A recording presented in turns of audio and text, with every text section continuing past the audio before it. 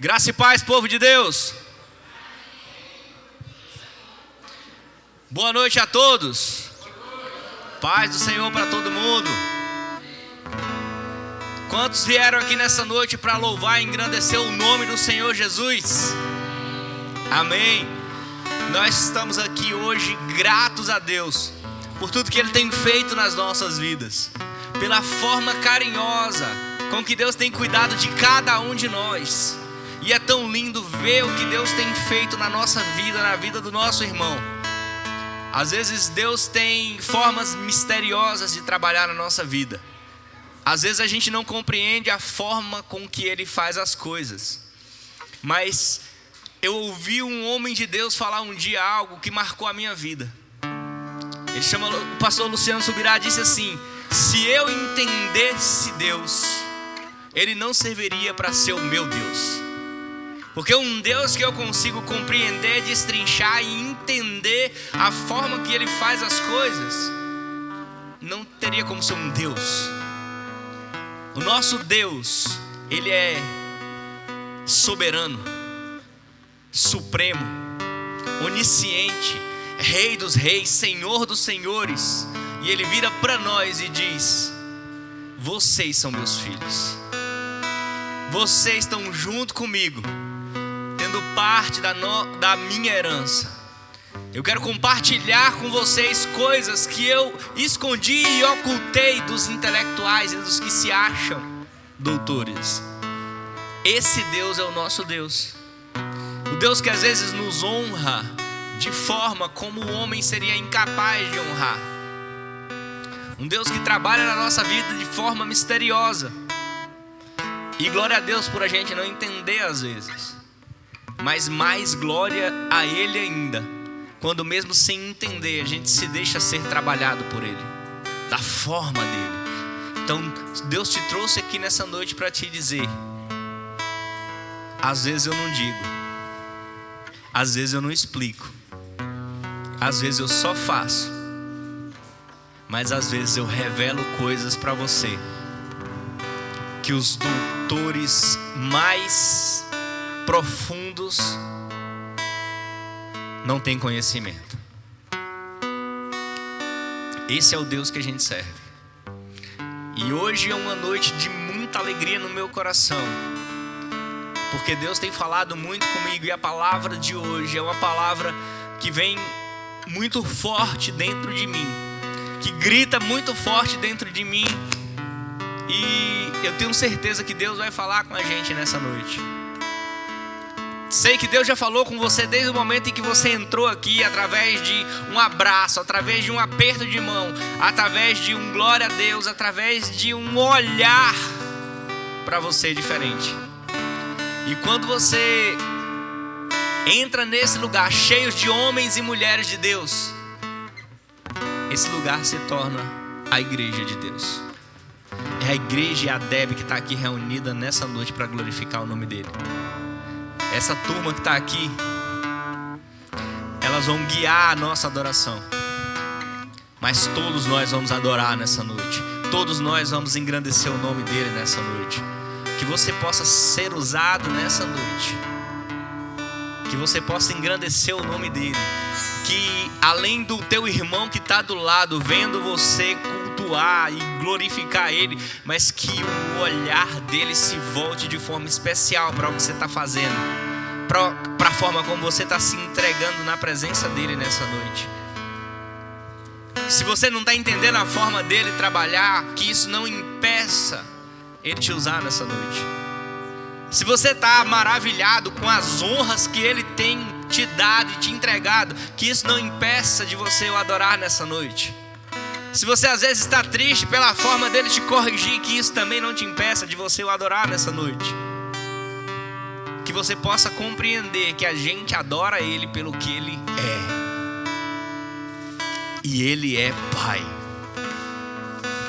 e cuida dos seus. Amém? Vamos adorá-lo. Fique de pé, você que pode nessa noite. Vamos glorificar o nome dele. Aleluia, Senhor. Quantos aqui são gratos? Porque o Senhor tem sustentado, porque o Senhor tem amparado.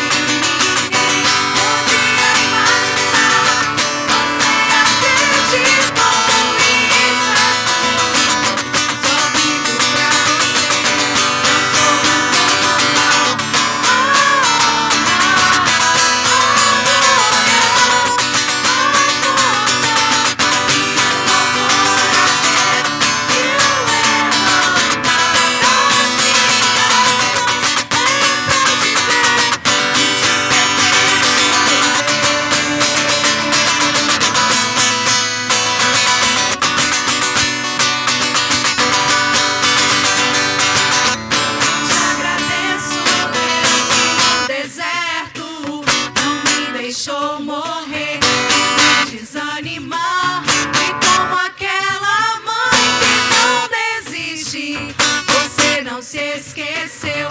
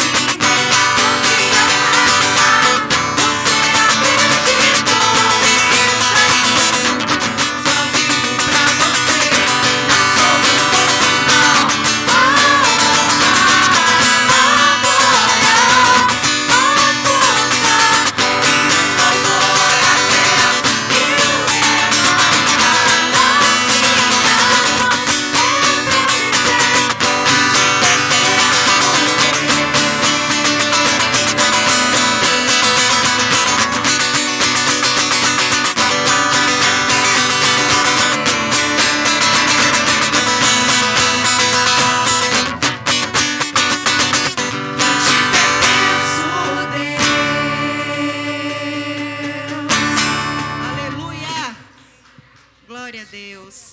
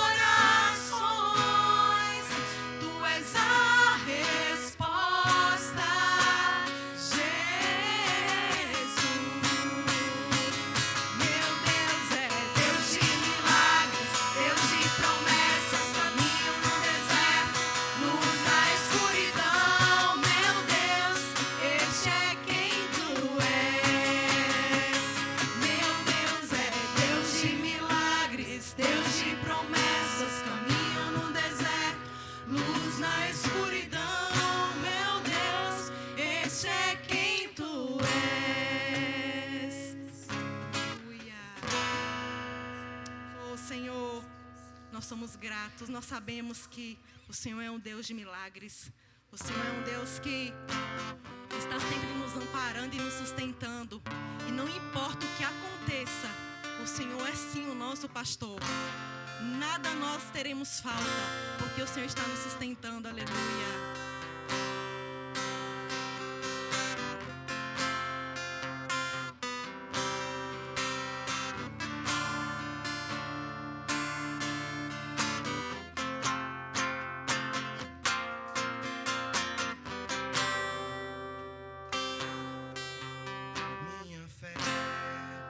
Está firmada nas coisas que podes fazer. Eu aprendi a te adorar pelo que és. Dele veio sim o amém, somente dele mais ninguém. A Deus seja o louvor.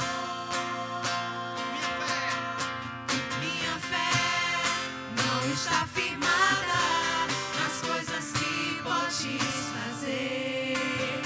Eu aprendi a te adorar pelo que és.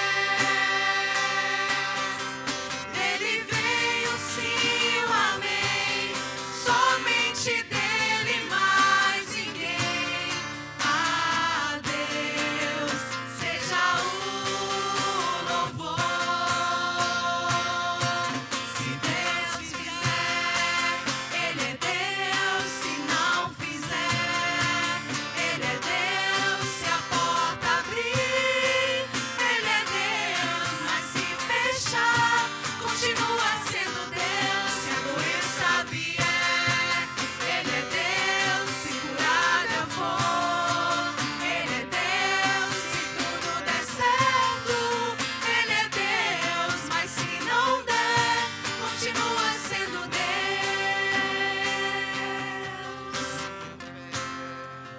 Está firmada nas coisas que podes fazer. Eu aprendi a te adorar pelo que é.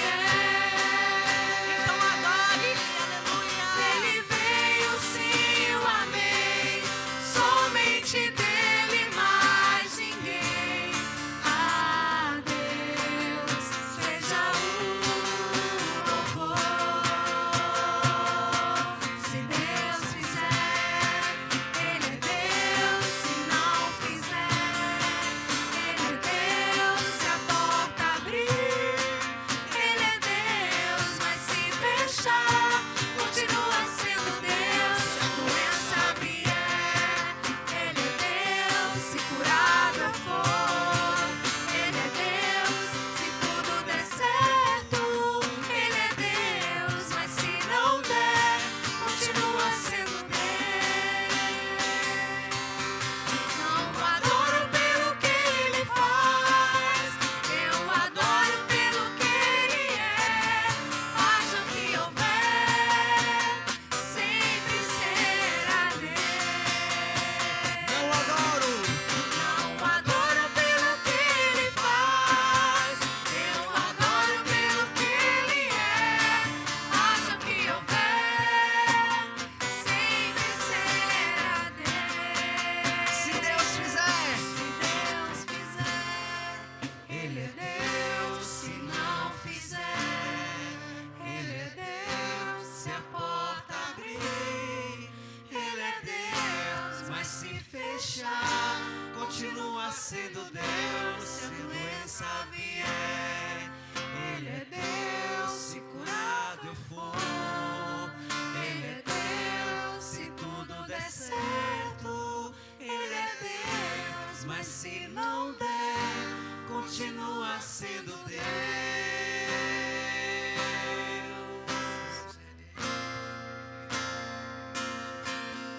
Deus é Deus.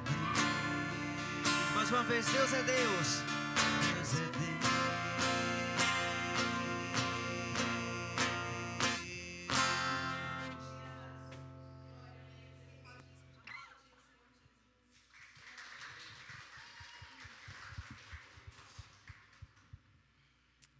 Louvado seja o teu nome, Senhor. Nós estamos aqui sentindo a tua presença grandiosa, Pai. Não importa o que aconteça, não importa a tua dificuldade, o teu desafio, não importa a tua perda, eu quero te dizer nesta noite, te alegra, alegra-te no Senhor, aleluia. Ele morreu para te salvar, Ele te dá toda a provisão necessária, aleluia. Não importa o que aconteça, se alegre no Senhor, glória a Deus.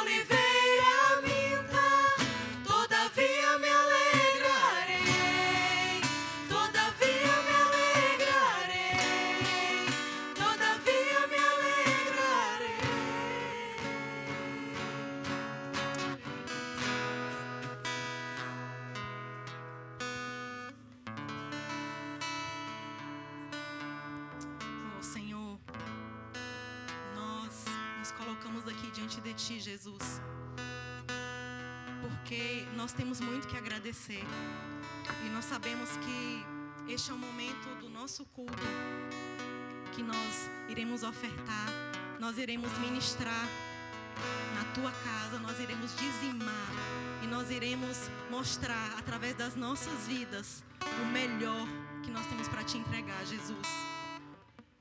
Nós queremos Te entregar o melhor. Nós não queremos entregar sobras. Nós não queremos entregar aquilo que não vai nos fazer falta. Nós queremos entregar o melhor a Ti. Neste momento nós iremos fazer isso. Aleluia. Glória a Deus. Vamos nos sentar.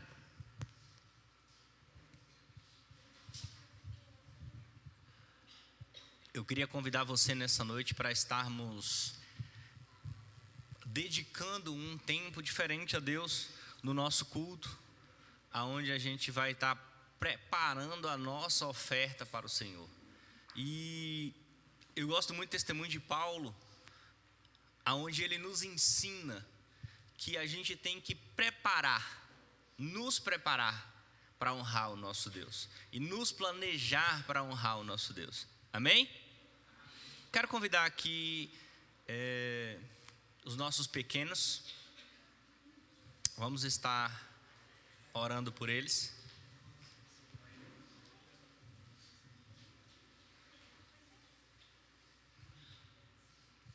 Quero convidar a irmã Deidiane para estar fazendo essa oração pelos pequenos, pelas nossas pequenas mulheres de Deus e os nossos pequenos homens de Deus. Amém?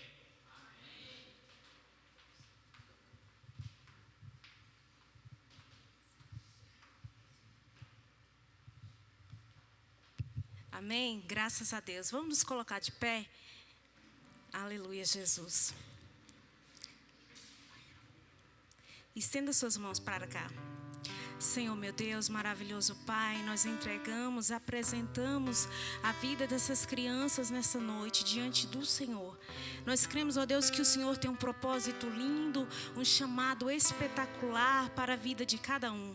Deus, que a Tua palavra que será ministrada nessa noite, ó Deus, para cada um deles, que venha ser uma semente, que venha encontrar uma terra fértil, Deus, e agradável, e que venha florescer e crescer como uma árvore frondosa e dê frutos, ó Deus. Sim, ó Pai, que essa semente venha ser enraizada, Senhor, que os Teus projetos, que os Teus planos possam ser concretizado. Use cada um naquilo que o Senhor tem projetado, Senhor, seja no louvor, seja na palavra, seja nas missões, ó Deus, porque nós vimos essas crianças, mas nós cremos que o Senhor vê a cada um deles como instrumento, como meio e como ponte para alcançar muitas vidas e quem sabe assim até nações, ó Deus. Em nome de Jesus, guarde-os, proteja-os, ó Deus, cubra com a Tua graça, ó Altíssimo, com a Tua sombra, Senhor amado. Em nome de Jesus, abençoe cada um. Nós ministramos e nós unimos a nossa fé, crendo, ó Deus, no Teu milagre, Senhor. Abençoe essa linha, tome as professoras em Tuas mãos, use com sabedoria, Senhor, com autoridade, com segurança e inspiração, que a Tua palavra venha se revelar para cada uma delas, ó Deus, que hoje seja um culto, ó Deus, que eles possam sair regozijados da Tua presença, Deus, em nome de Jesus. E quem crer diz amém? Amém. Graças a Deus.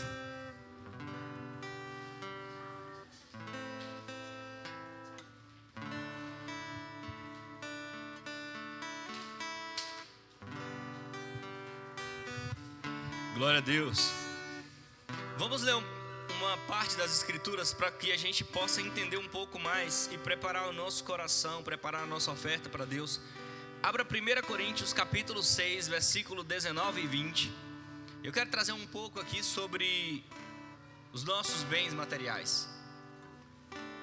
1 Coríntios capítulo 6, versículo 19 e 20.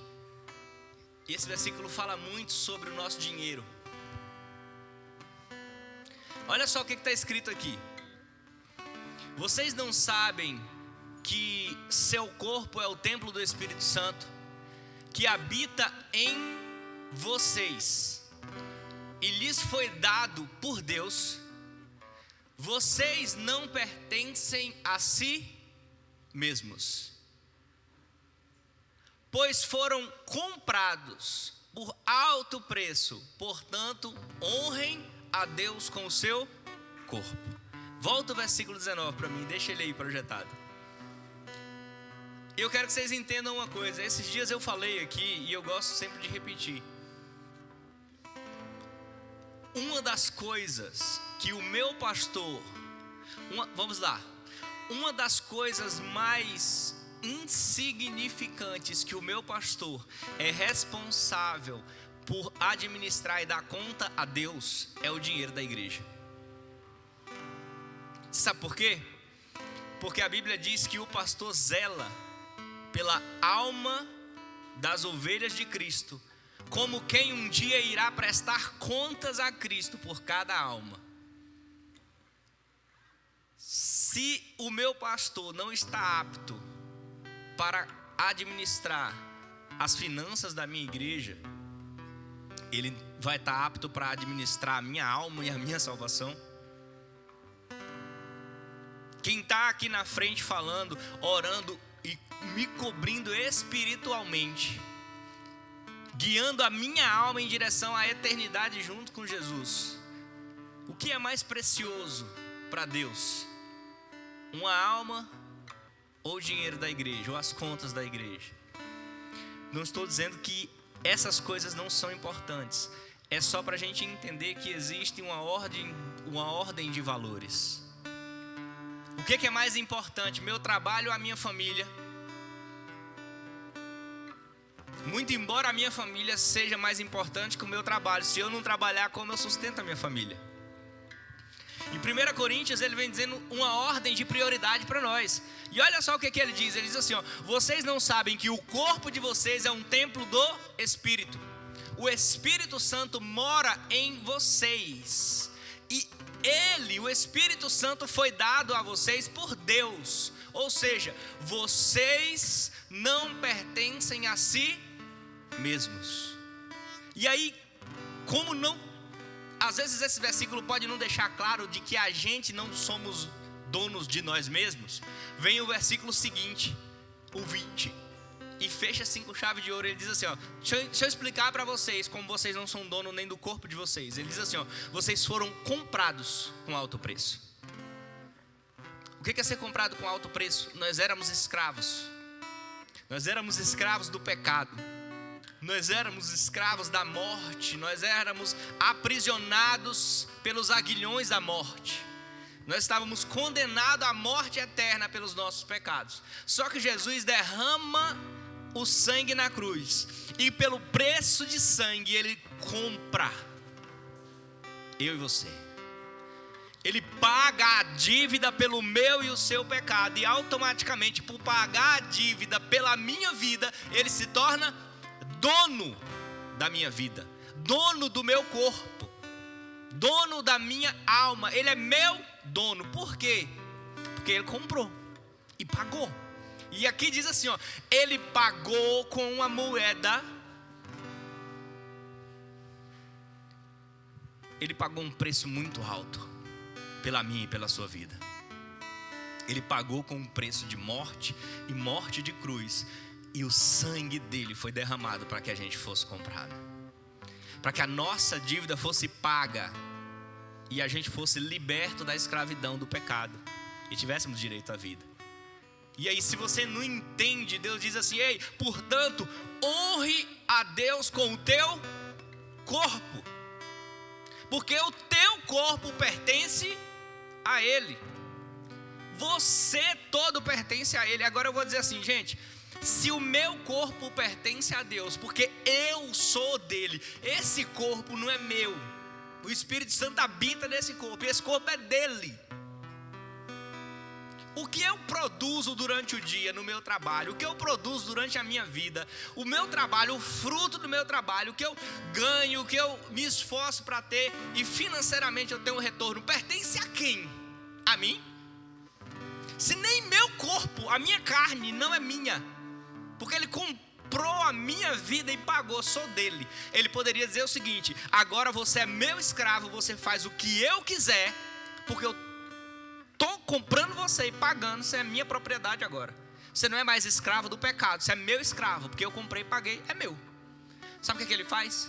Ele diz: eu não vos trato como escravo, porque o escravo não sabe das coisas do seu senhor. Eu te trato como filho e revelo a vocês coisas extraordinárias. Gente, isso é muito fantástico. Portanto, diante dessa revelação, Deus diz assim, ó: honre a Deus com o teu corpo, que o teu corpo físico sirva a Ele e honre a Ele. Gente, se a minha vida tem que servir a Ele, como é que o meu dinheiro não? não é 10% do meu dinheiro que pertence a Ele. Segundo esse versículo, eu todo sou dele. Então se eu sou dele, cara, como é que o carro não é? Como é que minha casa não é? Como é que tudo que eu produzi é? O que eu fizer é dele. Porque eu sou.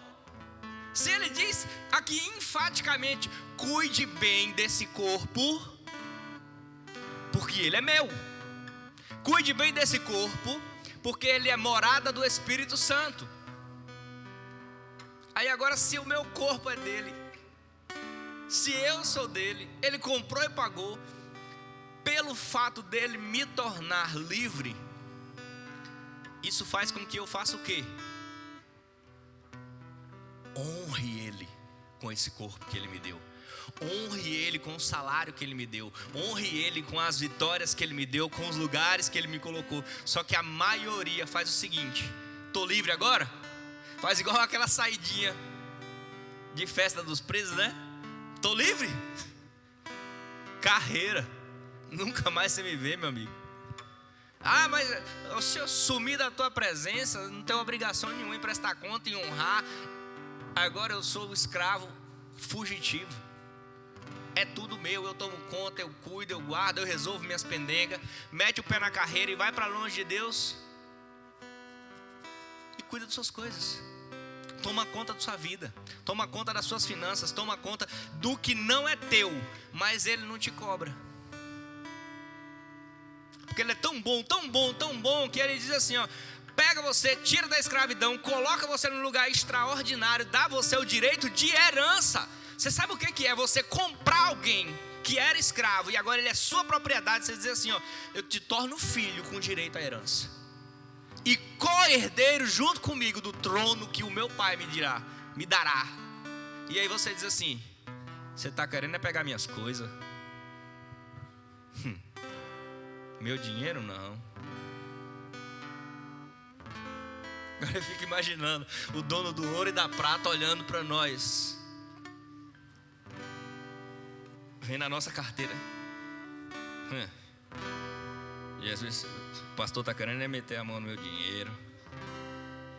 Jesus não está vendo que não está dando. Esses dias eu virei para minha esposa e disse para ela: sabe o que foi que ela fez? E eu disse assim: rapaz, você está querendo que eu morra para poder ficar com as minhas coisas? Eu disse: oxe, que coisa. Eu disse: rapaz, que coisa feia, velho. Como é que faz um negócio desse? Gente, o dia que a gente compreender que nós somos de Deus, a gente não vai ter dificuldade em honrar Ele com nada que é dele.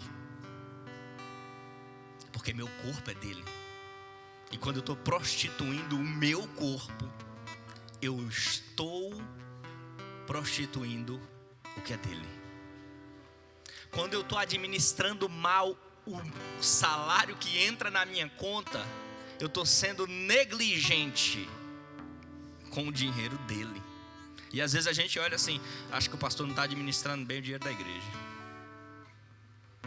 Porque o dinheiro da igreja, o dinheiro é dinheiro de Deus. E eu acho que ele não está administrando bem. Só que você esquece que os 90% que ficou lá na tua conta é dele, da mesma forma do que a parte que veio para a igreja. E tanto pertence a ele quanto os 10%. E você tem que administrar tão bem ou melhor, porque é tudo dele, não é só 10. E o dia que a gente compreender isso, a nossa vida vira uma chave e se transforma. Então eu quero que você prepare, que você entenda, que você esteja pedindo a Deus. Se você ainda não consegue viver isso, se você ainda não entendeu isso, eu peço que você esteja orando a Deus junto comigo, para a gente estar desbloqueando essas coisas. Eu quero convidar você para ficar de pé nessa noite. Só você que pode. Só você que tem esse desejo de estar cada vez mais entregando o que é Deus para Deus, o que é de Deus para Deus. Que você possa estar compreendendo. Eu quero orar por você nessa noite. Feche os teus olhos. E eu quero que você faça essa oração comigo. Você não precisa repetir exatamente as palavras que eu vou dizer, mas eu quero que você entenda e você internalize que o que a gente leu hoje é que nós somos de Deus, que tudo é dele, para ele e por ele. Pai querido, nessa noite nós colocamos a nossa vida financeira nas tuas mãos. Te peço que o Senhor abençoe as ofertas e os dízimos dos teus irmãos, que a gente possa compreender, Pai, como o nosso dinheiro pertence ao Senhor. E desde que esse dinheiro pertence a Ti, o Senhor trata de cuidar, de guardar, de fazer esse dinheiro prosperar e ele chegar aonde ele tem que chegar, e o propósito dele ser cumprido na minha vida e na vida dos meus irmãos, da minha igreja. Que o Senhor possa estar multiplicando a minha sementeira, que o Senhor possa estar multiplicando a sementeira da tua igreja, mas que o Senhor possa estar dando sabedoria para eles estarem administrando aquilo que o Senhor coloca na mão deles, que eles possam entender que se o nosso corpo é teu, tudo é teu, que a gente tem que ter sabedoria para cuidar do nosso corpo e também da nossa vida financeira. Pai, dê sabedoria financeira, dê inteligência emocional financeira para a tua igreja, que ela possa compreender e administrar tudo o que é teu, mas que nós, através da tua graça, cuidamos para o Senhor. Que a gente possa cuidar bem do teu dinheiro que o Senhor coloca nas nossas mãos. E nessa noite eu ministro a porta aberta, a multiplicação, que o Senhor possa estar, meu Pai, fazendo aumentar na vida financeira da tua igreja bens materiais, que o Senhor possa confiar a eles o que é teu, o teu dinheiro. Coloca o teu dinheiro na mão da tua igreja para eles administrarem. Derrama, meu Pai, sabedoria sobre a vida, sobre a mente deles, para que eles possam administrar com sabedoria tudo que o Senhor tem confiado a eles cuidar. Abençoa a tua igreja, que nós possamos estar cada vez mais dedicados em te honrar e administrar bem tudo aquilo que o Senhor tem colocado na nossa mão.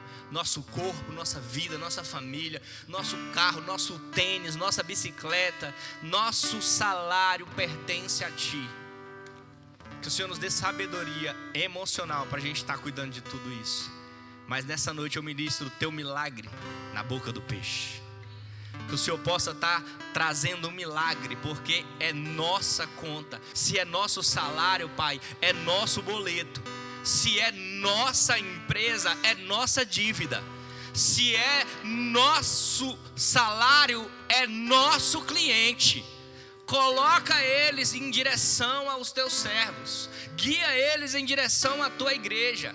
E nessa noite nós declaramos, Pai, é nosso salário, é nossa dívida, é nosso compromisso que nós temos que cumprir durante essa semana. E eu profetizo milagre na boca do peixe. Jesus vai mandar, e não vai mandar de longe, é aonde você trabalha, é aonde você age, é aonde você sabe. Receba em nome de Jesus. Glória a Deus. Vamos honrar Ele com os nossos lábios. Vamos cantar, vamos glorificar o nome dEle.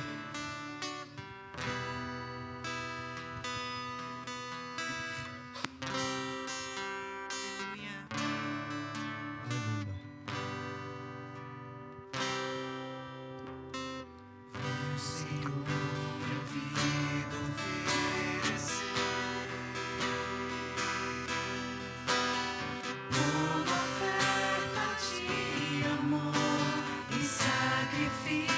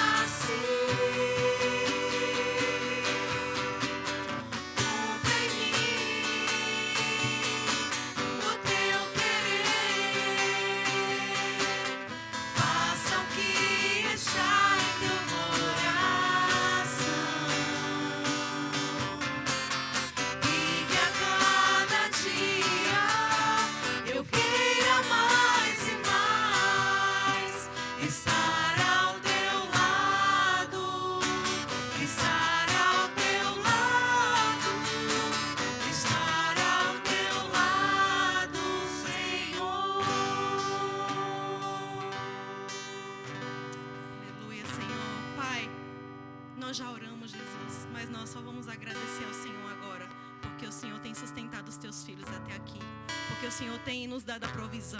Como o Salmo 23 diz, o Senhor é meu pastor e de nada terei falta. Esse salmo tem ministrado fortemente no meu coração hoje, porque hoje eu meditava nele. O Senhor diz nesse salmo que nada irá faltar. Ele irá prover o alimento, Ele irá prover todas as nossas necessidades. Ele sabe aquilo que nós necessitamos, Pai. Senhor, que da mesma forma que nós somos fiéis a Ti, Jesus, que o Senhor possa ser fiel a nós também. Que o Senhor possa ser fiel, que o Senhor possa nos ensinar também a ser leais a Ti, Jesus. Que nós possamos sim ofertar o nosso melhor na Tua casa, Pai. E que nós sejamos alcançados pela Tua graça. Glória a Deus, aleluia.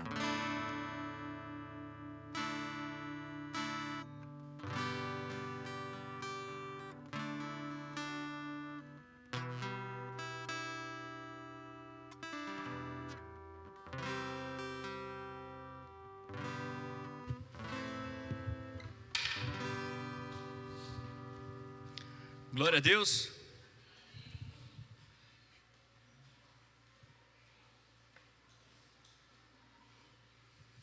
Vamos orar? Aí sentado do mesmo jeito que você está, feche os seus olhos um pouquinho, curva a tua cabeça, conversa um pouco com Deus de uma forma direta, específica. Pai querido, nessa noite estamos aqui para ouvir a Tua palavra. Senhor, eu te peço que o Senhor me use como um canal de bênção nessa noite na vida dos meus irmãos. Que o Senhor possa falar conosco aquilo que a gente não está nem muito afim de ouvir, mas aquilo que a gente necessita ouvir nessa noite. Que o Senhor possa, Pai, falar aos nossos corações. Que nessa noite a gente esteja com o coração aberto, como uma terra fértil a ser semeada. E que o Senhor possa estar, em nome de Jesus, gerando transformação na nossa vida através da Tua palavra. Amém? Glória a Deus. Gente, nós falamos no domingo passado sobre o desejo de Jesus de nós. O desejo de Jesus de nós sermos ricos. A Bíblia deixa muito claro, ela diz assim, ei, Ele se fez pobre para que nós nos tornássemos ricos em tudo, não só na nossa vida financeira. Só que aí a gente vem para um versículo que a nossa amiga 10 gosta muito. Ela não está aqui hoje, mas ela vai assistir esse culto, em que Jesus fala um pouco mais para nós do que sobre o desejo dele de nós termos uma vida extraordinária aqui nessa terra. Abre para mim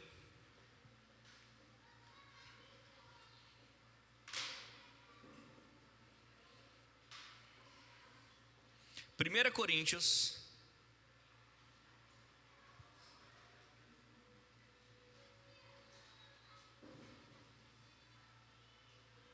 capítulo 15,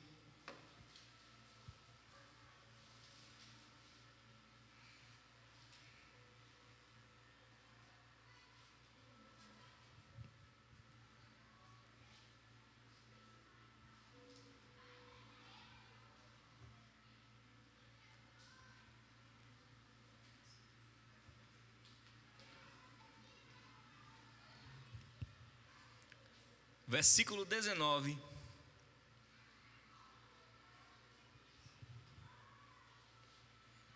A gente vai começar falando sobre a importância de não esperarmos de Deus somente nessa vida. Olha só o que esse versículo diz. Ele diz assim, se nossa esperança em Cristo vale apenas para esta vida, somos os mais dignos de pena em todo o mundo. Coloca para mim a versão NC.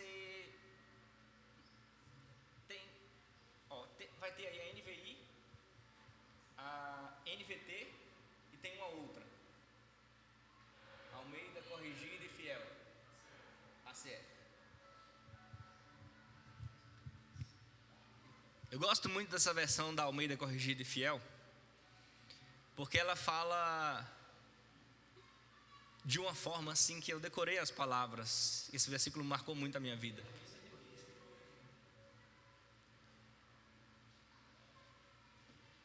Ela diz assim, ó: se esperarmos em Cristo somente nessa vida, somos os mais miseráveis de todos os homens. Uau! O culto do domingo passado foi pregando sobre o desejo de Deus da gente ter uma vida extraordinária aqui nessa terra.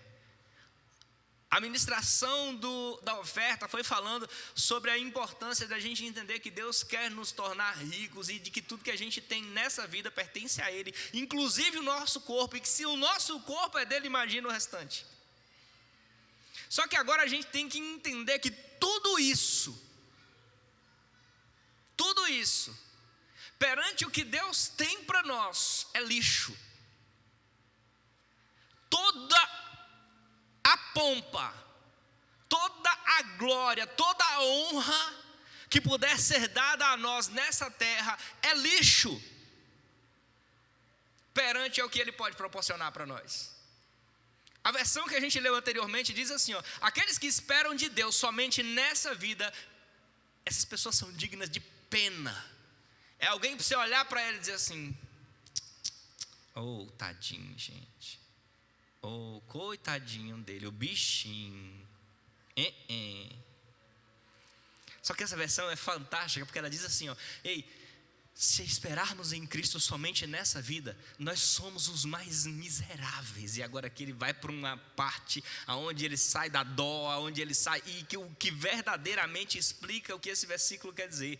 Ele leva a gente para esse patamar. Ele quer dizer o seguinte: ei, quem espera de Deus somente nessa vida é uma pessoa miserável? Não, ele diz assim, ó: quem espera de Deus somente nessa vida é a pessoa mais miserável de toda a terra. De todos os homens que tem, esse é o mais miserável. Da igreja? Não. Do mundo. Quem tem uma vida extraordinária nessa terra, bilionário, rico, família maravilhosa, todo tipo de honra e glória que Deus pode dar a um ser humano, Deus vai dar para aquela pessoa. E ele não entendeu o que Deus pode dar para ele na vida eterna. Ele é uma pessoa miserável, digna de pena. Não entendeu quem verdadeiramente Deus é e o que verdadeiramente Deus tem à disposição. Eu fico chocado com a entrevista que Bill Gates deu para uma jornalista. O jornalista chega diante dele para uma conversa e começa a falar com ele da riqueza dele. E aí esse jornalista, na primeira pergunta que faz para ele de bom dia, ele pega, assina um cheque em branco e coloca na frente dessa pessoa e diz assim, ó: preenche com o valor que você quiser. Ela pega o cheque e diz assim: você me respeite, porque eu não estou à venda. Aí ele pega o cheque novamente, coloca na frente dela, coloca a caneta e diz assim: é sério, preenche com o valor que você quiser. Um cheque de um dos homens mais ricos do mundo, na frente dela, assinado em branco, e dizendo assim: preenche com o valor que você quer. E agora eu não me lembro se pela segunda ou terceira vez ele pega o cheque e rasga. E diz assim: você perdeu a chance de ser a jornalista mais rica do mundo. Porque se você tivesse preenchido esse cheque no valor de 1 milhão, eu te daria. Se você preenchesse esse cheque no valor de 500 milhões, eu lhe daria. Se você tivesse preenchido esse cheque no valor de $1 bilhão, eu lhe daria, e para mim não me faria falta nenhuma. E você entraria para a história como a jornalista mais rica de todo o mundo. E você acabou de jogar essa oportunidade fora. Por quê, gente? Porque ela não sabia quem Bill Gates era. Ela não sabia que o cara era uma pessoa séria. Ela não conhecia a personalidade dele. Ela não sabia a disponibilidade que ele tinha na conta. Ele sabia que ele era rico, mas ele não conhecia. E às vezes a gente peca por não saber quem Deus verdadeiramente é. O que Deus possui. Às vezes a gente acha que quando alguém declara assim: Deus é o Senhor dos exércitos e o dono do ouro e da prata, e a gente fica: uau! ele é rico. Isso é lixo. Ouro e prata para Deus é lixo. É passageiro, é efêmero. O ladrão rouba, a traça come, acaba. Quantos estão me entendendo nessa noite? A gente tem que desbloquear na nossa mente o que nós temos à nossa disposição. Pastor, o senhor está dizendo que a gente não precisa se preocupar com ouro nem prata e com o melhor dessa terra? Precisa eu dizer que eu não estou falando isso? Não precisa, porque os nossos últimos cultos foi falando do quanto Deus quer que você viva bem nessa terra, o quanto Deus quer que você tenha uma vida extraordinária aqui nessa terra, comendo do bom e do melhor, e Ele vai fazer tudo para te dar isso. O que Ele puder, Ele vai fazer. O que Ele não puder, Ele vai fazer de tudo para que você prove o melhor dessa terra. Só que você tem que entender que Deus, Ele tem uma visão que nós não temos. E entre ter uma vida aqui na terra extraordinária e ir para o inferno depois, ou ter uma vida miserável aqui, mas ter uma vida eterna do lado dele, o que Ele vai escolher para nós? O melhor, porque Ele sabe o que é melhor. Mas quando a gente coloca assim uma pergunta de múltipla escolha, vida desgraçada na terra e extraordinária na eternidade. Vida extraordinária na terra e desgraçada na eternidade. Às vezes a gente acha que só tem essas duas opções. Porque às vezes as pessoas, quando querem uma vida extraordinária na terra, passam por cima da vontade de Deus. Burlam, deturpam, dão um jeitinho,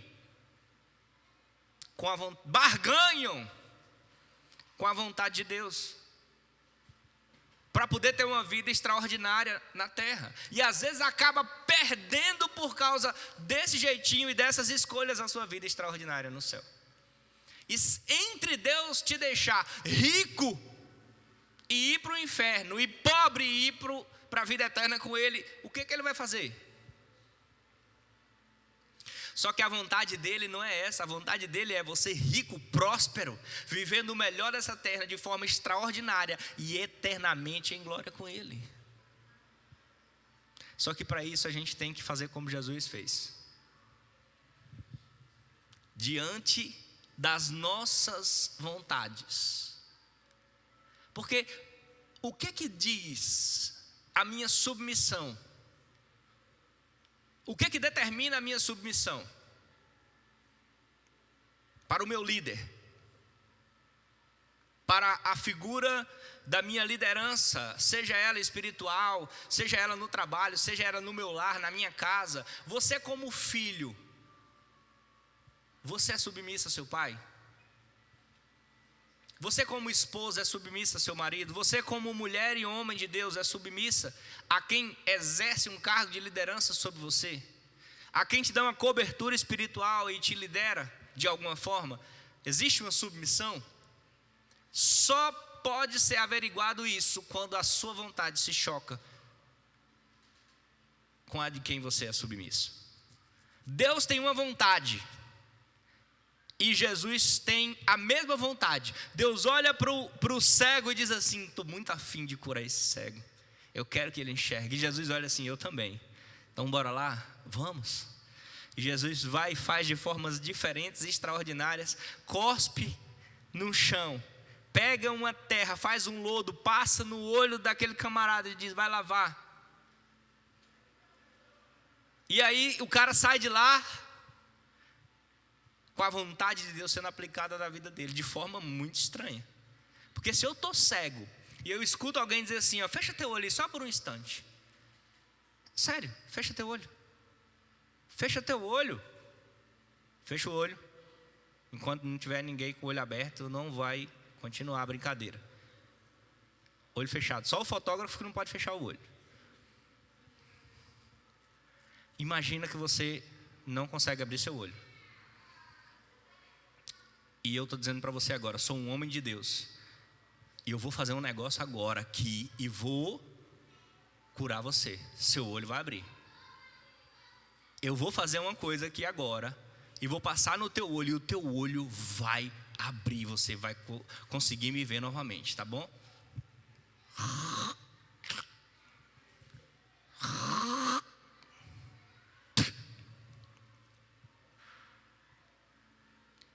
Agora imagina que eu estou passando um negócio gosmento e melequento no teu olho.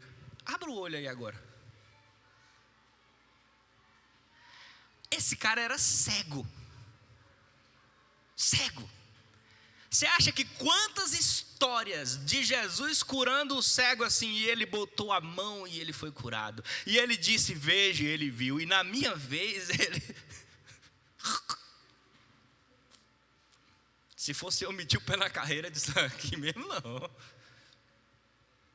Deus tem formas diferentes de trabalhar na nossa vida. E às vezes a forma com que Ele quer trabalhar na nossa vida é totalmente diferente da que você planejou, da que você imaginou. E sabe como é que você define a sua liderança, a sua submissão ao seu líder, ao seu Senhor, ao seu Deus? Quando a tua vontade choca com a vontade dEle. Quando você quis fazer a coisa de uma forma, eu disse assim, Jesus, eu queria que o Senhor tocasse na minha cabeça. E Ele diz assim... E você diz, Jesus vira para o pai e diz assim, pai, tem um leproso ali, eu estou muito afim de curar ele. E aí Jesus diz assim, posso? Deus diz, cara, estou doido para curar ele também, vai lá, toca nele. E Jesus toca, ele cura. Aí agora Deus diz assim, eu preciso que você morra na cruz. Eu preciso que você leve o pecado de toda a humanidade sobre você. E nesse momento eu não vou poder estar com você. Porque onde o pecado está, eu não estou. Aí Jesus vira para Deus assim, eu não quero não. Não estou nem com nenhum pingo de vontade de fazer isso. Nem uma gotinha de vontade. Mas, sobretudo, seja feita a tua vontade, não a minha. O que vai definir a liderança de Deus na tua vida é quando a vontade dele chocar com a sua vontade. Quando a forma dele fazer chocar com a forma que você pensou, planejou, imaginou que fosse feito. Quando isso acontecer, é que a gente vai ver como é que está o nosso grau de intimidade, o nosso grau de submissão e de liderados por Ele. É aí que a gente vê como é que a gente está, como filho, como cristão, como esposo, como mulher, como membro, como pastor, como ovelha. É aí onde a gente vai ver como é que está a nossa espiritualidade, quando a nossa vontade se choca com a vontade dele.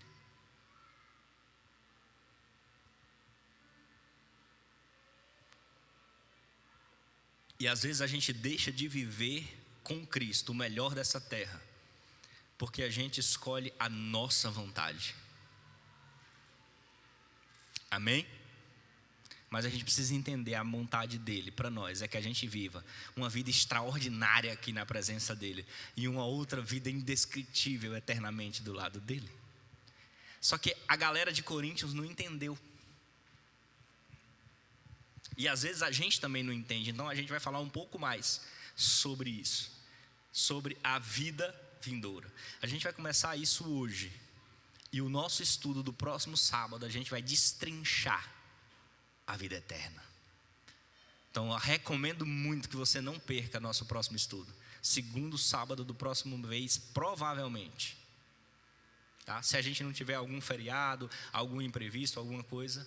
Mas no próximo sábado, o nosso próximo estudo, a gente vai aprofundar um pouco mais na vida eterna. E a gente vai começar a pincelar ela hoje, amém?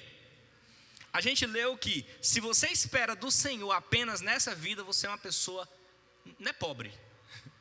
Você é uma pessoa digna de pena e miserável, extremamente pobre. Então eu não quero que você queira viver uma vida desgraçada aqui nessa terra. Eu quero que você seja contente, alegre e satisfeito com o que Deus te der, porque você sabe que o que te espera é muito maior. Vamos entender uma coisa. Coloca aí o versículo, a gente só vai ficar em Coríntios 15 hoje, tá? Então coloca aí para mim o versículo 4.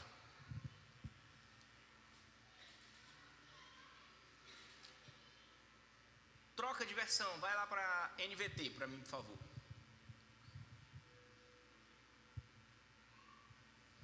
Ele foi sepultado e ressuscitou no terceiro dia, como dizem as Escrituras. Quem que dizem? As Escrituras. Próximo. Ele apareceu a Pedro e mais tarde aos 12. Próximo. Depois disso, apareceu a mais de 500 irmãos de uma só vez, a maioria dos quais ainda está viva, embora alguns tenham adormecido. Segura esse versículo aí. A primeira coisa que a gente tem que perguntar para esse versículo: quem está falando? Paulo. Para quem está falando? Para os coríntios, a primeira igreja estabelecida, a igreja primitiva. Você está ligado que ele está falando com a galera, e provavelmente algum desses mais de 500 que viram Jesus ressurreto, depois que ele ressuscitou, com os buracos dos cravos na mão, mas com um corpo transformado, comendo junto com eles, bebendo junto com eles, mas sem a necessidade de porta e nem meio de locomoção para ir de um lugar para o outro. Mais de 500 pessoas viram isso. Provavelmente, muitas dessas pessoas ouviam Paulo enquanto ele falava. Ele diz aqui: ei, vocês têm que acreditar que Jesus ressuscitou. Ele foi sepultado e ressuscitou no terceiro dia. Está escrito. Mas só que é o seguinte: tem mais de 500 pessoas, não só os 12, que viram isso. E muitas dessas pessoas ainda estão vivas, ainda estão no meio de nós, não foi só eu. Então ele está atestando algo que é fantástico. Por que ele está atestando isso?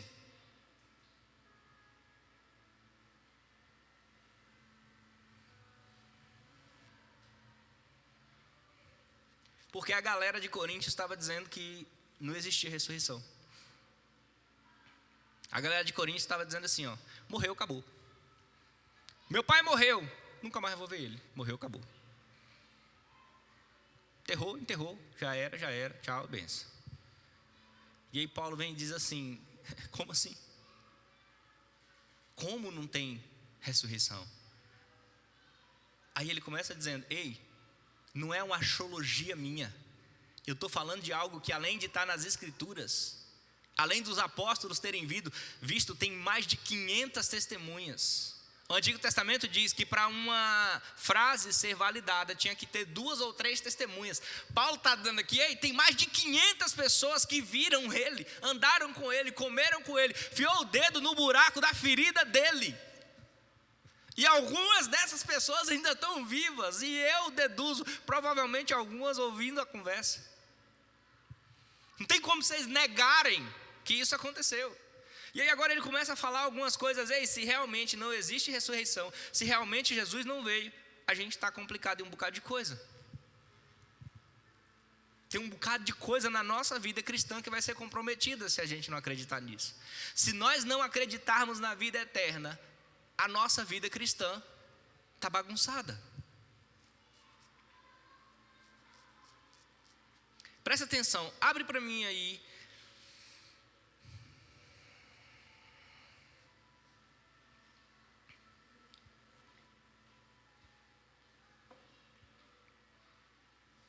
o versículo 12.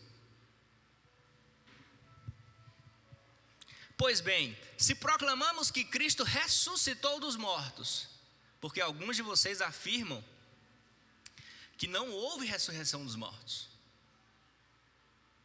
Por que a gente declara que Cristo ressuscitou, e por que alguns de vocês afirmam não haver ressurreição dos mortos? Como é que a gente diz Cristo ressuscitou, mas a minha mãe, o meu pai não vai ressuscitar?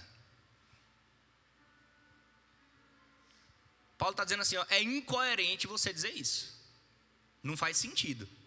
Por quê? Coloca o próximo versículo. Pois se não existe ressurreição dos mortos, Cristo não ressuscitou. Ou existe ressurreição, ou não existe ressurreição. ou você é cristão ou você não é cristão. Ou as suas coisas são dele ou não são dele. Existe uma expressão e uma analogia que eu acho fantástica. Eu ouvi esses dias na internet e eu achei lindo demais. E é uma verdade espiritual. Diz que tinha uma guerra política, partidária, entre o céu e o inferno.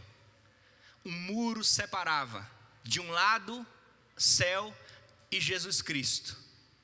E a galera do lado de Jesus Cristo fazendo uma campanha ferrenha, tentando trazer para o lado do céu o maior número de pessoas possíveis. E eles ficavam: vem galera, vem para cá, vambora, vamos para cá, vamos, o céu é maravilhoso. E ficava chamando as pessoas.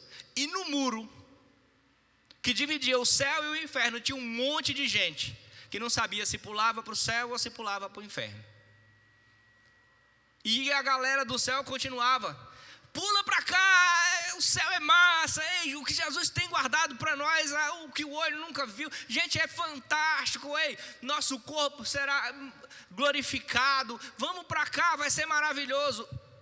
A turma do lado do inferno vira para o seu chefe, o seu dirigente, e diz assim: senhor, olha o tanto de gente em cima do muro. Por que a turma de lá está fazendo campanha para levar eles para o céu? E por que a gente não está fazendo campanha para trazer eles para o inferno? Aí o chefão disse assim: é porque o muro é nosso.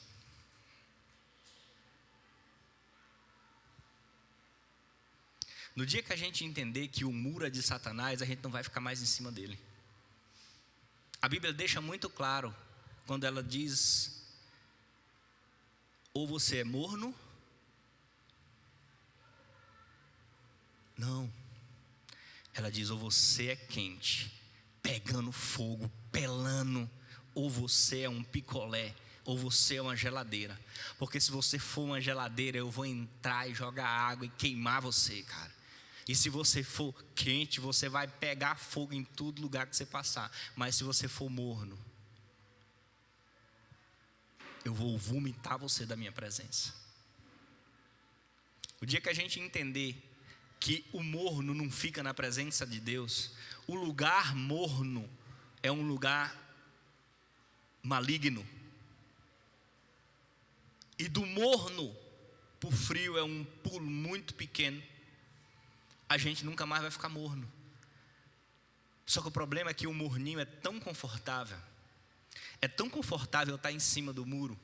É tão confortável eu ficar assim, um pé lá, um pé cá. É tão confortável eu ficar assim, minha vontade é a vontade dele. Às vezes a minha, às vezes... Vamos fazer assim, Jesus. A gente faz um pouquinho da minha, um pouquinho da sua. A gente não bota nem água fria, nem água quente. Aí a gente junta as duas e faz assim, um pouquinho da tua vontade e um pouquinho da minha. Bem morninha. Em cima do muro, que pertence a Satanás. Deus quer de nós tudo. Por que Deus quer de nós tudo? Porque nós somos todo dele. Ele não comprou só seu coração. Ele não comprou só sua perna, só sua cabeça. Ele não comprou só sua mão. Ele comprou tudo. Você toda é dele, porque ele te comprou. Ou você aceita isso e vive esse cuidado, essa proteção, ou você se rebela e vai para longe. A escolha é tua. Só que toda escolha nossa tem consequência. Ou eu respeito a autoridade e o cuidado dos meus pais, ou eu me rebelo e vou para longe. Eu preciso sair de casa para isso? Não. Às vezes a gente é rebelde e está longe da vontade de Deus dentro de casa. Às vezes a gente está morno. Ei, o morno não está lá no mundo, não. O morno não está longe de Deus, não.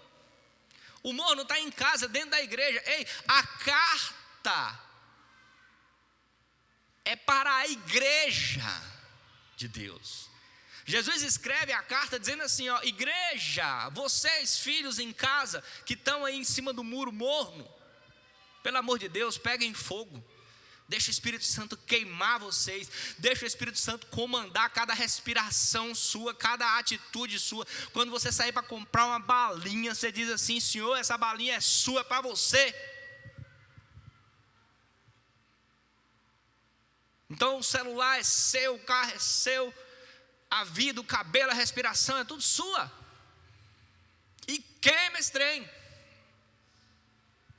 Não dá para a gente ficar vivendo uma vida mais ou menos, isso fazendo a metade das vontades de Deus, é outra metade não, e querer uma vida extraordinária. Não dá para a gente ficar vivendo mais ou menos e querer uma vida espiritual extraordinária. Nós temos que acordar, nós estamos em guerra. Nosso país está em crise, tá, mas o mundo espiritual não. Deus nunca entrou em crise. A igreja de Deus tinha que estar vivendo o céu na terra. E por que às vezes a gente não vive? É nossa escolha não viver. Quantos estão entendendo? Olha só o que o versículo seguinte diz. Pois, volta para mim o 13. Pois se não existe ressurreição dos mortos, Cristo não ressuscitou. E olha só o que diz o 14. E se Cristo não ressuscitou, nossa pregação é inútil. E a fé que vocês têm também é inútil. Próximo. Então estamos todos mentindo a respeito de Deus se a ressurreição não existe. Pois afirmamos que Ele ressuscitou a Cristo. Mas se não existe ressurreição dos mortos, isso não pode ser verdade. A gente está dizendo mentira. Se eu não acreditar que o meu Pai vai ressuscitar e que nós vamos ressuscitar, que isso tudo é passageiro, tudo que a gente está pregando aqui é uma grande mentira. A gente está dizendo, se não existe ressurreição, então Deus não pode ter ressuscitado. Deus não pode ter ressuscitado Jesus. Então a gente está mentindo. Não pode. Se eu não acredito que o meu Pai vai ressuscitar, eu estou dizendo, Deus não pode ter ressuscitado Cristo. Porque se Ele não pode ressuscitar meu pai, se Ele não pode ressuscitar minha mãe, se Ele não pode ressuscitar meus parentes que dormem em Cristo, então Ele não ressuscitou Jesus. E tudo que eu estou falando aqui é mentira. Bota o próximo versículo. E se não existe ressurreição dos mortos, então Cristo também não ressuscitou. Próximo. Nesse caso, e se Cristo não ressuscitou, a fé que vocês têm é inútil, e vocês ainda estão em seus pecados. A gente tem que entender o seguinte: se eu não acredito em ressurreição dos mortos, consequentemente Cristo não ressuscitou. E se Cristo não ressuscitou, meus pecados não foram pagos. A minha dívida não foi quitada. Eu não fui comprado. Eu ainda vivo em pecado e não tenho direito de paternidade, de filho. Se eu não acredito em ressurreição, eu também não acredito em perdão de pecado. Porque só existe para mim perdão dos meus pecados, porque Cristo morreu e no terceiro dia ressuscitou. Então, se você ainda não compreende que a ressurreição é algo verdadeiro, é inútil a fé que você tem de que Jesus perdoou os seus pecados. Porque para Ele fazer isso, Ele tem que ter ressuscitado. E isso, Paulo começa dizendo, isso aconteceu. Mais de 500 pessoas viram, algumas delas ainda estão vivas enquanto ele falava essa carta, escrevia essa carta. Provavelmente enquanto essa carta estava sendo lida, algumas dessas 500 estavam ouvindo. Coloca os próximos versículos para mim, bota 19 aí. Nesse caso, todos os que adormeceram crendo em Cristo estão perdidos. Se não existe ressurreição, não existe nem perdão de pecados, e todo mundo que morreu em Cristo Jesus e acreditando em Cristo, está todo mundo perdido. Pode botar o próximo. Aí agora começa o negócio. O 20. Mas, Cristo de fato ressuscitou dos mortos. Ele é o primeiro fruto da colheita de todos que adormeceram. Sabe o que esse versículo está dizendo?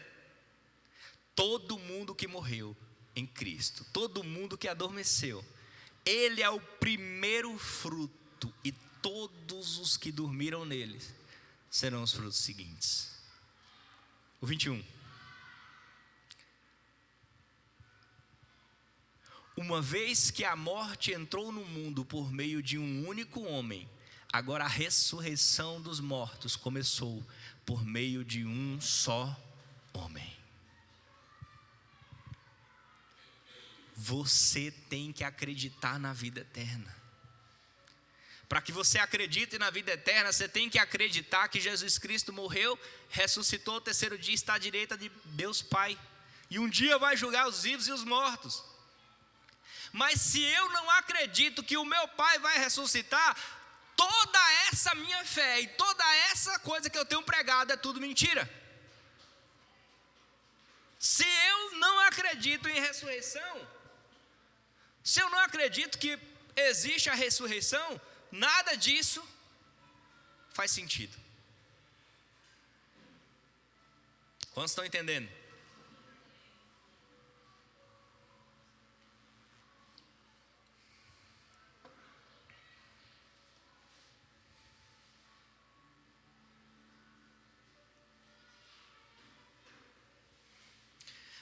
Vai para mim aí agora para o versículo 33.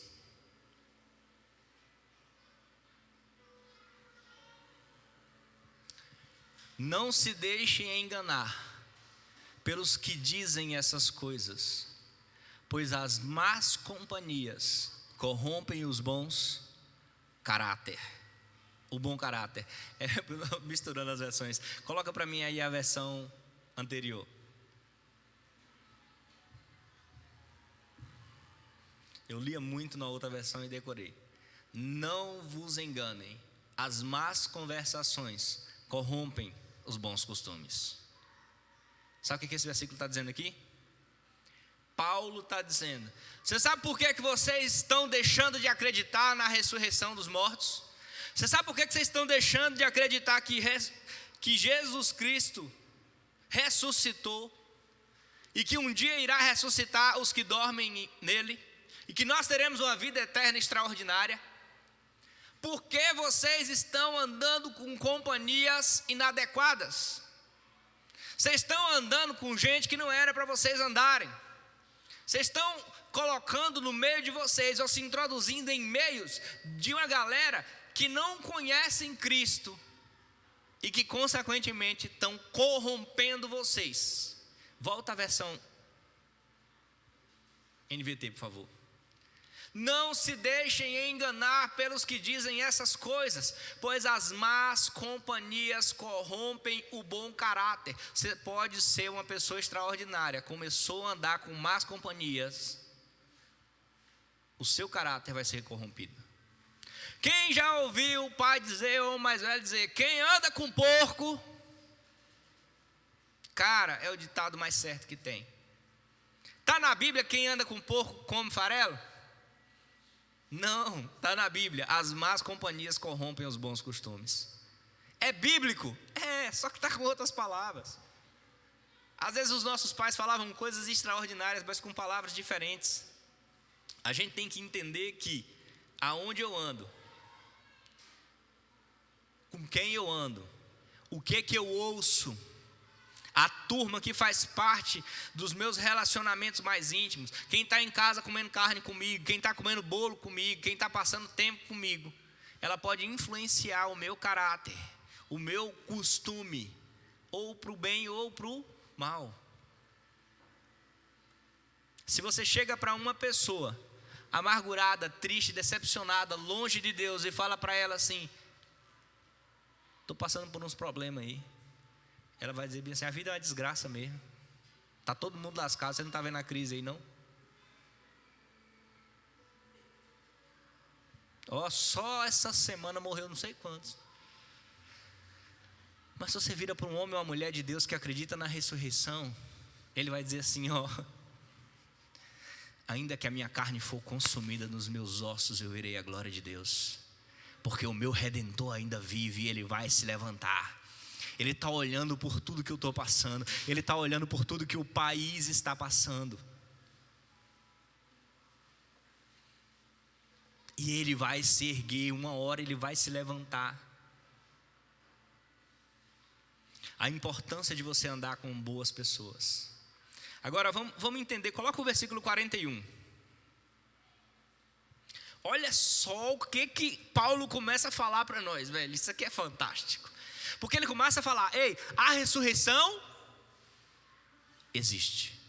Ele começa dizendo assim, ó: é um fato, é verídico. Ele atesta a veracidade da ressurreição, dizendo o seguinte: ei, tivemos mais de 500 testemunhas, onde só 3 eram necessárias para provar que um fato era verdadeiro.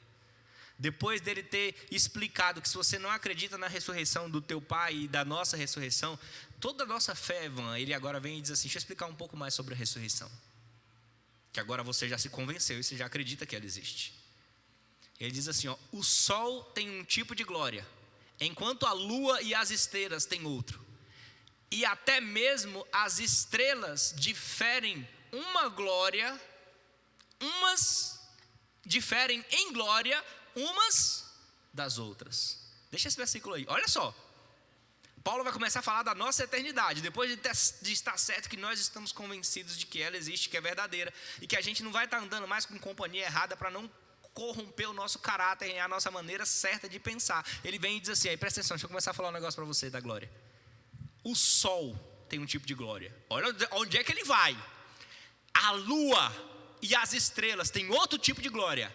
E ele diz, até mesmo entre as estrelas existem glórias diferentes. Rapaz, esse cara está indo para onde agora aqui?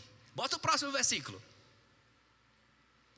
O mesmo acontece com a ressurreição dos mortos. Cara, aí agora eu já fiquei de cabelo em pé, porque ele começa a falar da ressurreição dos mortos, ele começa comparando a glória do céu, da lua e das estrelas, e agora vai falar da nossa.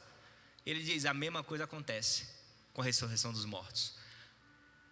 Quando morremos, o corpo terreno é plantado no solo, mas ressuscitará para viver para sempre. Próximo. Nosso corpo é enterrado em desonra, mas ressuscitará em glória. É enterrado em fraqueza, mas ressuscitará em força. Próximo. É enterrado como um corpo humano natural, mas ressuscitará como um corpo espiritual. Pois assim como há corpos naturais, também há corpos espirituais. Próximo. As escrituras nos dizem, o primeiro homem, Adão, se tornou vivo, mas o último Adão é espírito que dá vida. Olha só. Paulo está dizendo que a gente vai ter um corpo glorificado. E que cada um de nós vai ter uma glória diferente. Às vezes a gente se pergunta assim, sim, mas quando eu morrer, como é que vai ser meu corpo? Ei, cada um vai ter uma glória diferente. Assim como a semente é plantada na terra e aquela semente gera uma árvore, o nosso corpo será plantado e ele vai gerar um corpo espiritual, diferente do nosso corpo natural. Vai para o versículo 51. Mas esse corpo virá em glória. Mas eu lhes revelarei um segredo maravilhoso. Nem todos dormiremos, mas todos seremos transformados. Tem alguns de nós que não vão ver a morte. Tem alguns de nós que essa transformação não vai ser feita depois do corpo cair como uma semente na terra e ser enterrado. E Paulo diz, isso é extraordinário. Tem muitos que vão ver a glória de Deus se manifestar e ser transformado o teu corpo quando a gente ainda estiver vivo. Nós vamos ver os nossos entes queridos que dormiram em Cristo ressuscitar com o corpo glorificado, e o nosso vai ser transformado sem provar a morte. Quantos estão entendendo?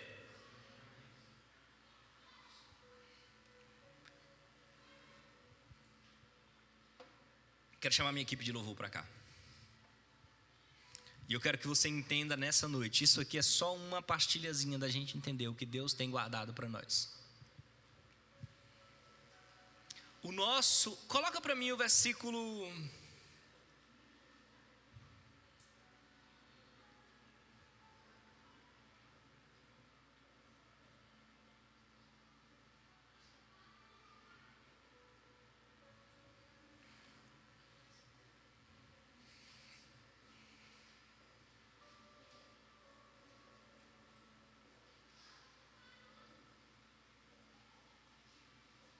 Coloca para mim o versículo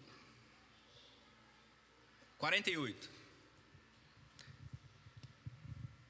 47. O primeiro homem foi formado do pó da terra, enquanto o segundo homem veio do céu. Qual foi o primeiro homem? Adão. Pelo qual entrou o pecado no mundo. Só que o segundo homem não foi feito do pó da terra. O segundo homem, ele veio do céu. Coloca o próximo versículo. Os que são dessa terra são como o homem terreno, do pó da terra. Os que são do céu são como o homem celestial, espirituais. Coloca o próximo. Da mesma forma que agora somos como o homem terreno, algum dia seremos como o homem celestial. Gente, não tem como você não se empolgar com a ressurreição depois de ler 1 Coríntios 15. Eu recomendo que você leia o versículo completo em casa. Quero te convidar para ficar de pé nessa noite. E eu quero que você imagine um pouco mais comigo essa vida eterna. Porque agora a gente já tem certeza de que ela é verdadeira, de que ela é uma verdade. E hoje a gente está tendo aqui só um começo, um vislumbre de entender. Nós não podemos esperar de Deus somente nessa terra. A gente tem que crer que existe uma vida eterna. E que aqui Paulo está dizendo, ei, vai ser uma vida extraordinária, porque nós vamos ter o corpo de Jesus. A gente vai ser espiritual. A gente vai ser como Ele.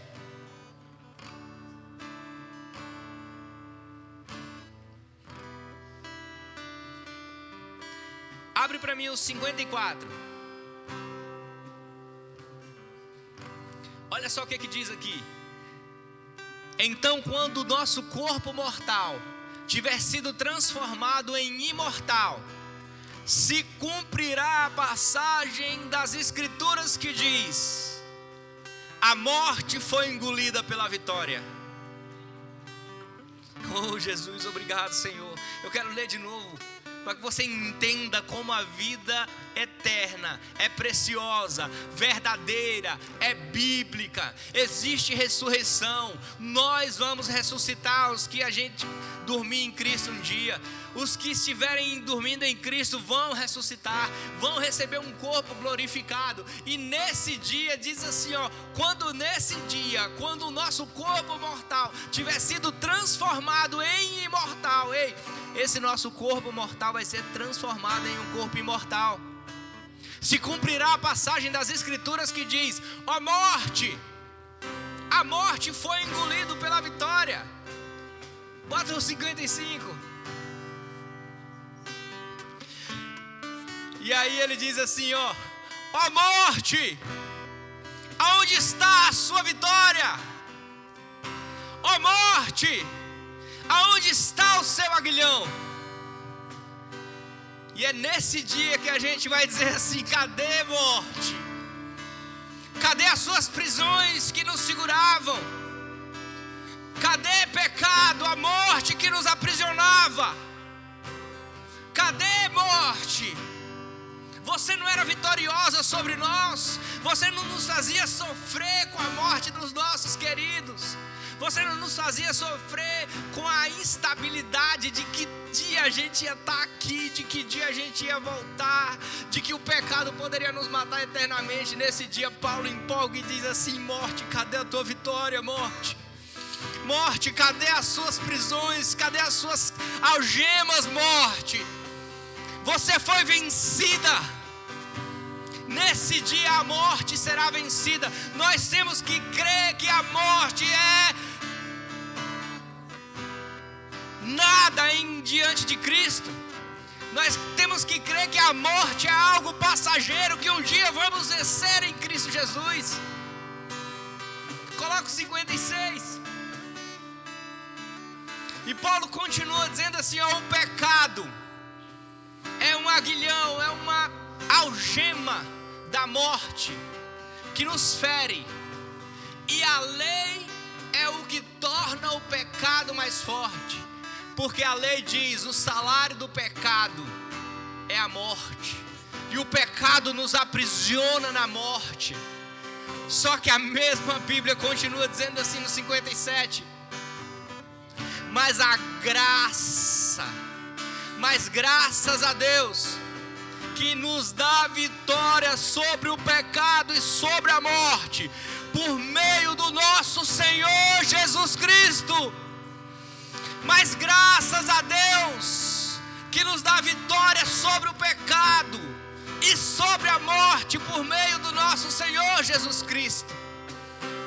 E quando a gente entende que existe ressurreição, quando a gente entende que existe perdão de pecados pelo sacrifício dele na cruz, e que ele vive, e que um dia nós iremos ser transformados, os nossos queridos ressuscitarão em glória e em honra, com um corpo incorruptível. E nesse dia, graças a Deus, a gente vai declarar a nossa vitória sobre a morte e sobre o pecado, porque elas não vão mais exercer influência sobre nós. 58. Portanto, meus amados irmãos, sejam fortes e firmes, trabalhem sempre para o Senhor com entusiasmo, pois vocês sabem que nada do que fizerem para o Senhor é inútil. Depois de uma declaração dessa, depois de uma promessa dessa de vida eterna, com uma vitória extraordinária sobre a morte e o pecado, Paulo vem e nos lembra da nossa vida terrena.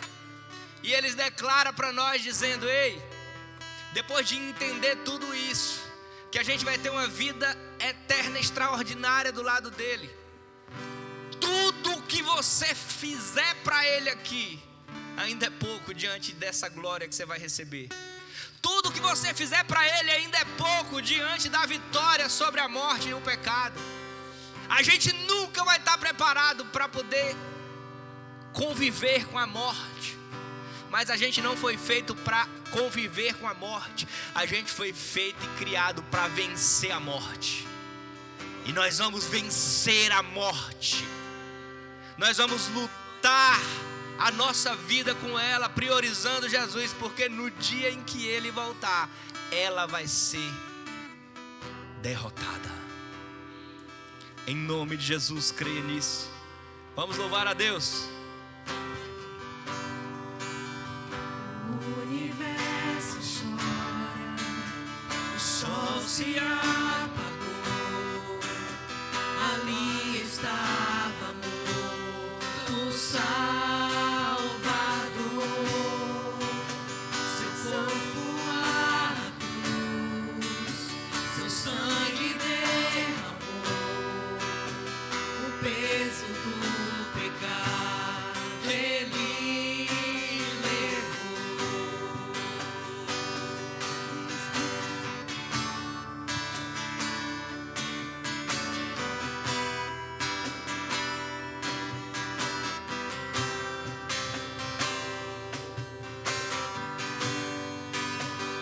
Pai o abandonou, cessou seu respirar, em trevas encontrou o Filho. A guerra começou, a morte enfrentou, todo o poder das trevas vencido foi. A terra estremeceu,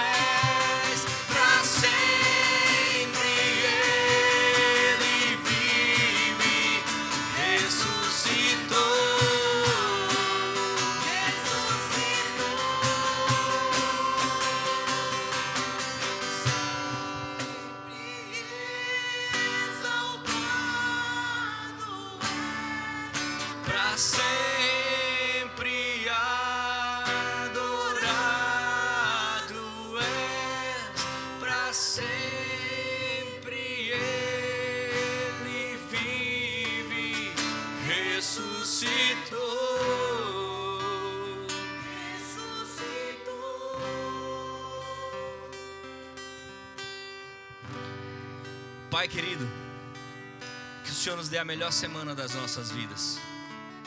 Que a gente viva essa semana com a certeza de que venceremos a morte. Com a certeza de que o mesmo Jesus que perdoa pecados, dá poder para nós vencermos o pecado. Que a gente possa ter força para abandonar aquele pecado de estimação. Que a gente possa ter força para sair de cima do muro e pular para o lado de Jesus e pegar fogo na presença dele. Que as nossas escolhas que temos barganhado com ele, que a gente possa decidir segundo a vontade dele, sem reservas, sem negociações, como se a gente pudesse negociar alguma coisa com Jesus. Que a gente possa, meu Pai, cada dia mergulhar na tua presença, certo de que não existe recompensa melhor do que a vida eterna na tua presença. Que a gente possa ter sede de descobrir as coisas que a gente vai ganhar na vida eterna. Que a gente possa estar ansioso cada dia mais por conhecer um pouco mais sobre essa vida eterna, sobre esse corpo incorruptível, sobre esse corpo glorificado que a gente vai ter eternamente do teu lado. Que a gente possa entender o preço do perdão dos nossos pecados. Que a gente possa entender o valor que foi pago pelo que nós somos e tudo que nós temos. E que se nós pertencemos a Ti, a nossa vontade também tem que pertencer. Que essa semana seja uma semana de virada na nossa vida. Que a gente seja cada dia mais parecido com o Senhor. Que a gente olhe para as coisas dessa terra entendendo que elas são tão insignificantes diante da vida eterna que nós teremos do teu lado. Que toda dor, que todo sofrimento, que toda angústia não se compara a um peso de glória que a gente vai ter por estar te servindo, por estar renunciando à nossa vontade, por estar fazendo a tua vontade, por estar fazendo aquilo que o Senhor pede para nós. Que a gente possa compreender o que nos aguarda. É muito maior do que o que nós já estamos vivendo. Que isso não tire a certeza do nosso coração de provar o melhor dessa terra, mas que o nosso olhar esteja fixo na eternidade. Que a graça do nosso Senhor Jesus, que o amor de Deus e o Pai, e que a consolação do Espírito seja com todos vocês. Glória a Deus!